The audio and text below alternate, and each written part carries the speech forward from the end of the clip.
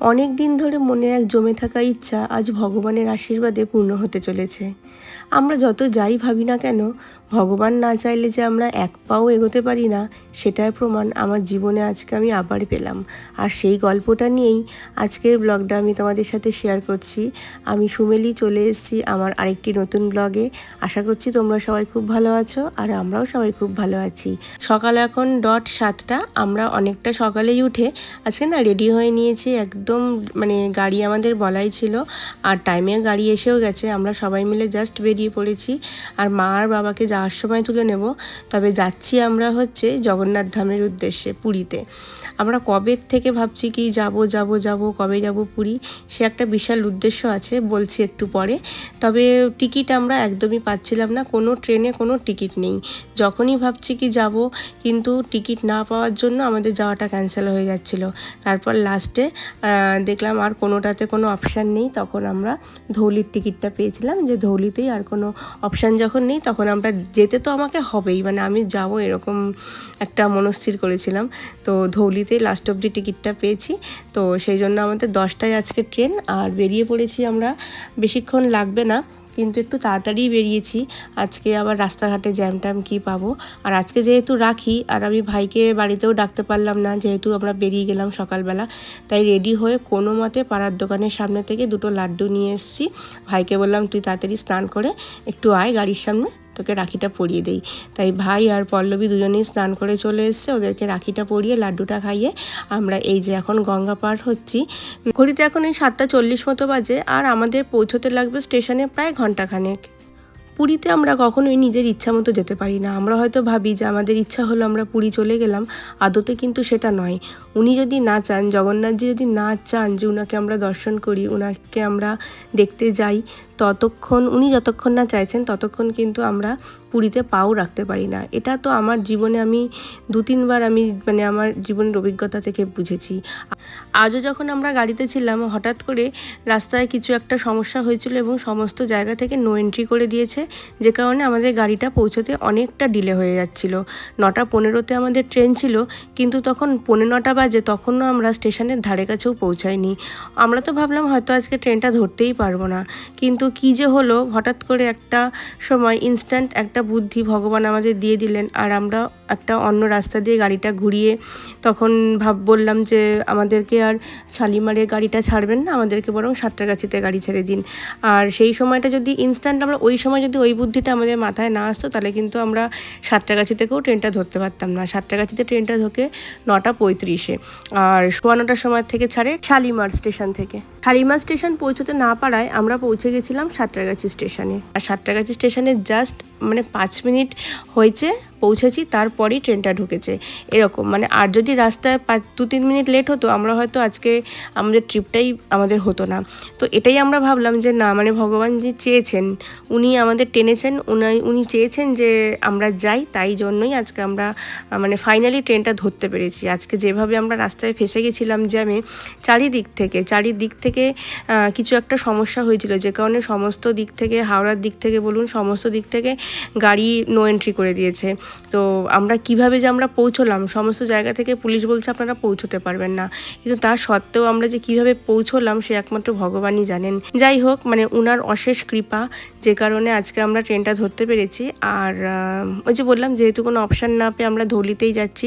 সারাদিন জার্নি করে এই এখন সন্ধে 6টা কি 6:30 বাজে আমরা পৌঁছলাম পুরী ধামে। জয় জগন্নাথ, জয় জগন্নাথ, জয় জগন্নাথ।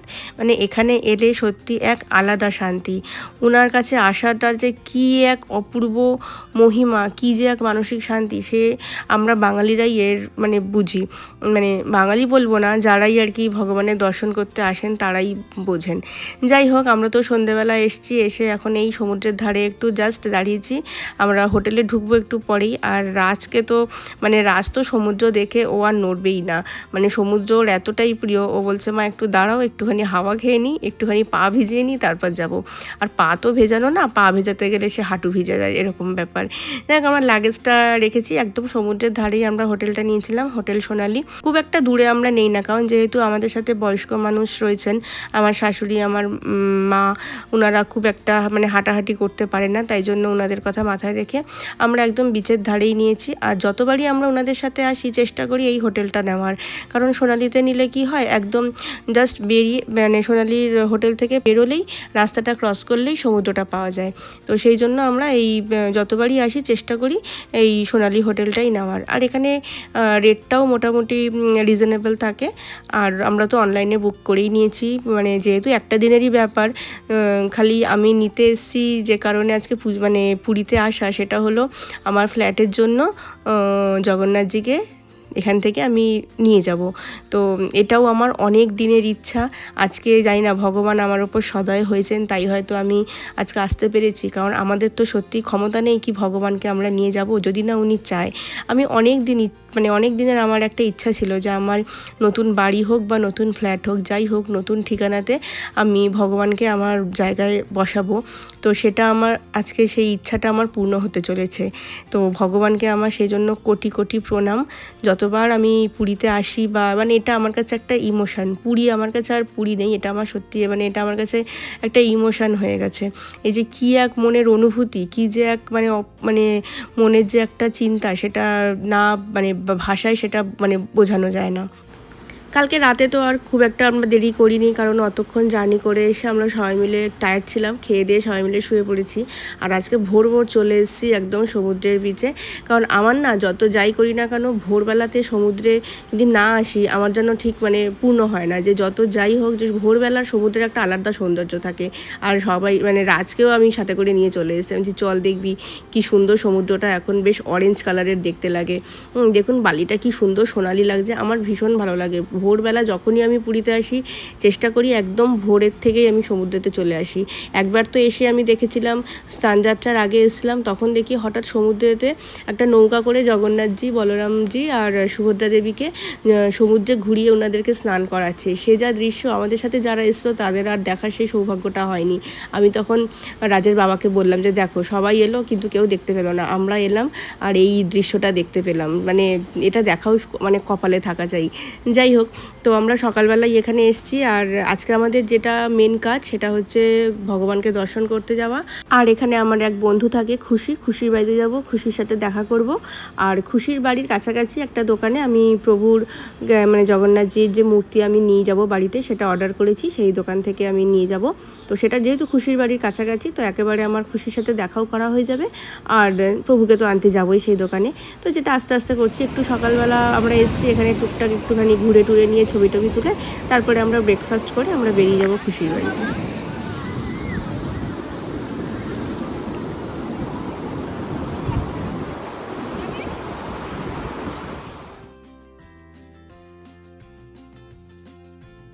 আমরা এখানে বেশ কিছুক্ষণ সময় কাটলাম, কিন্তু যতই সমুদ্রের ধারে বসে থাকি মানে এই যেন আর সময় যেন কোথা দিয়ে যে বেরিয়ে যায়, 2 ঘন্টা কোথা থেকে বেরিয়ে গেল বুঝতেই পারলাম না। সমুদ্রের ঢেউ গুনতে গুনতে সে 2 ঘন্টা কেন, মানে আমি তো মনে হয় আমাকে যদি সারা দিন রাত বসিয়ে রাখা হয় আমি এখানে মানে বসেই থাকবো। আমার আর কোনো চোখের ক্লান্তিও নেই, কিছুই নেই, মানে আমার এত ভালো লাগে। যাই হোক, রাজেরও এখন দেখছি আমার দিকে মানে আমার ওরকম যে ব্যাপারটা সেটা রাজেরও আর কি হচ্ছে আর কি। ও মনে হয় আমার মতো একটু সমুদ্রই ভালোবাসবে বড় হয়ে, কারণ ও সমুদ্র দেখলে ব্যাস ও আর সেখান থেকে উঠবে না, নড়বে না, ও ওখানেই বসে থাকবে। মানে ও সমুদ্রটাও ভীষণই পছন্দ করছে। যত বড় হচ্ছে দেখছি পাহাড়ের থেকেও সমুদ্রের প্রতি আকর্ষণটা অনেক বেশি। মানে ও আমাকে বলছে মা আমি কখন স্নান করব, কখন নামবো।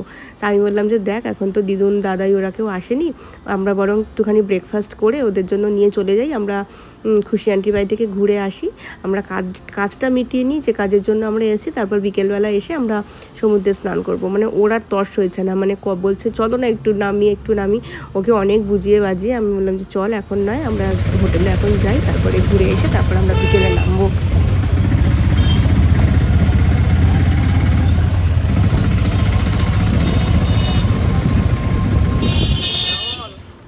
ব্রেকফাস্ট করে আমরা হোটেলেই স্নান টান সেরে নিয়েছি। তারপর রেডি হয়ে এই একটা অটো ধরে নিয়েছি। একটা অটোতে করে এই মোটামুটি যেহেতু পুরীর কাছেই মিনিট 10 গেলেই আমরা পৌঁছে গেছিলাম খুশিদের বাড়িতে।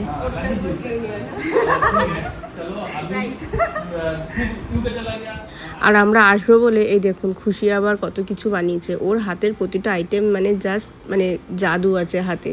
যাই হোক, আর এই যে দেখুন কানহা আর দীপ্তি, ইউকে থাকতে তো ওরা অনেকবার একসাথে খেলাধুলা করেছে, আর ইউকের পরে এই প্রথম আবার ইন্ডিয়াতে এসে দেখা, বেশ ভালো লাগছে। কানাও অনেকটা বড় হয়ে গেছে। যাই হোক, একটু পরেই আমরা যাব যেখানে আমরা মানে অনেকক্ষণ সময় এখানে কাটিয়েছিলাম। ওর তো অনেক করে বললো কি সুমেলি আজকে থেকে যাও, খেয়ে যাও, তো সেটা তো পসিবল নয় কারণ আমাদের কালকে ট্রেন ছিল।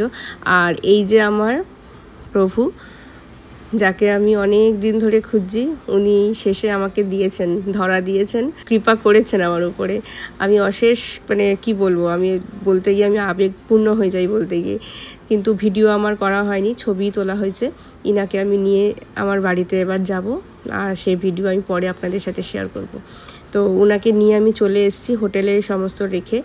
এই যে আমরা এখন জাস্ট ওই হোটেলের সামনেটা যে ব্যালকনি আছে ওখানটা একটু বসেছিলাম। প্রচণ্ড হাওয়া দিচ্ছিল, আর সমুদ্রটাও দেখতে অপূর্ব লাগছে। দেখুন একটা নীল আভা, একটা গ্রিন আভা বেশ সমুদ্রে দেখা যাচ্ছে।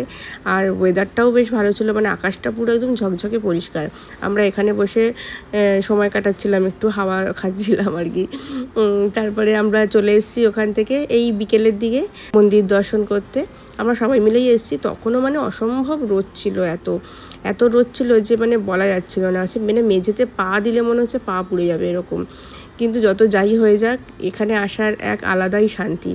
এই জয় জগন্নাথ, সবাইকে দর্শন করাচ্ছি, সবাই দর্শন করো যারা যারা জগন্নাথ মন্দির, মানে এই দর্শন করার মধ্যে যেন মানে আলাদাই একটা অনুভূতি। আর ভগবানকে দর্শন করার পরে আমরা আনন্দমেলা থেকেই সবাই মিলে ভোগ খেয়ে নিয়েছিলাম। এই প্রথম আমরা মন্দিরে বসে ভোগ খেলাম। আর ভগবানের 56 ভোগ থেকে শুরু করে সমস্ত ভোগই 100 টাকা থেকে দেখলাম পাওয়া যাচ্ছিল। তো আমরা সবাই মিলেই ওখানে ভোগ খেয়ে বিকেলবেলা চলে এসেছি রাজের কথা রাখতে, কারণ আজকে যদি আমি সমুদ্রে না নামি কালকে সকালেই তো আমরা বেরিয়ে যাব, তো রাজ আমাকে খেয়ে ফেলে দেবে। যাই হোক, এই চলে এসেছি আমরা সবাই মিলে একটুখানি সমুদ্রে স্নান করতে। আর রাজ তো মানে বিশাল খুশি, ও বলছে মা আমি এখান থেকে উঠবই না, আমি সারা রাত আজকে বসে ঢেউ খাবো। আমি এই কী কথা বলে, সারা রাত থেকেও এখানেই বসে থাকবে, এত মজা পেয়েছে। যাই হোক, আমি তো ওকে এরমভাবে একটু গার্ড করেই বসেছিলাম, নাহলে যে ঢেউগুলো যেই পিছনে যাচ্ছে না, ও ঢেউয়ের সাথে পেছন দিকে গড়িয়ে যাচ্ছিলো, তাই জন্য আমাকে ওকে একটু গার্ড করে বসে থাকতে হয়েছে। আমরাও সবাই মিলে ভীষণ মজা করেছি। আজকে আমি সত্যি ভীষণ খুশি যে প্রভুকে আমি আজকে আমার সাথে আমার বাড়িতে নিয়ে যেতে পারছি। মানে আমি এরকমই চেয়েছিলাম, একজন মানে যখন আমি নতুন বাড়িতে থাকবো উনার একটা আলাদা জায়গা থাকবে, মনে হবে যে আমার বাড়িতে উনাকে না, মানে আমরা উনার বাড়িতে আমরা আছি। আমি এরকমই একটা স্থান উনার জন্য আমি রেডি করব। তো যাই হোক, ভগবানের আশীর্বাদে, ভগবানের কৃপায় আজ সেটা হয়তো আমার জীবনে আসছে সেই দিনটা, যে ভগবানকে আমি আমার বাড়িতে নিয়ে উনার বাড়ি বানাতে পারছি, আর উনার বাড়িতে আমরা সবাই মিলে থাকতে পারবো। তো দেখা যাক, ভবিষ্যতে এরকমই একটা ইচ্ছা নিয়েই এগোচ্ছি। আর আস্তে আস্তে সমস্ত ব্লগটাই আপনাদের সাথে শেয়ার করব। আর আজকের ব্লগটা আপাতত এই অবধি থাক, কারণ কালকে সকালেই আমাদের ট্রেন। আর আজকে রাতের মধ্যেই সমস্ত প্যাকিংটা আমাদের সেরে নিতে হবে। আর আজকে আমার মা আর বাবার ছিল 40তম বিবাহবার্ষিকী, তো রাত্রিবেলা আমরা একটা কেক এনে ছোট্ট করে একটা সেলিব্রেশন করেছিলাম। তাহলে চলুন আজকের ব্লগটা এখানেই শেষ করছি, আর দেখা হচ্ছে নেক্সট আরেকটি ব্লগে খুব তাড়াতাড়ি। ততক্ষণ সবাই ভালো থাকবেন, সুস্থ থাকবেন, আর সবাইকে খুব ভালো রাখবেন। আজকে তাহলে আসি, সবাইকে টাটা।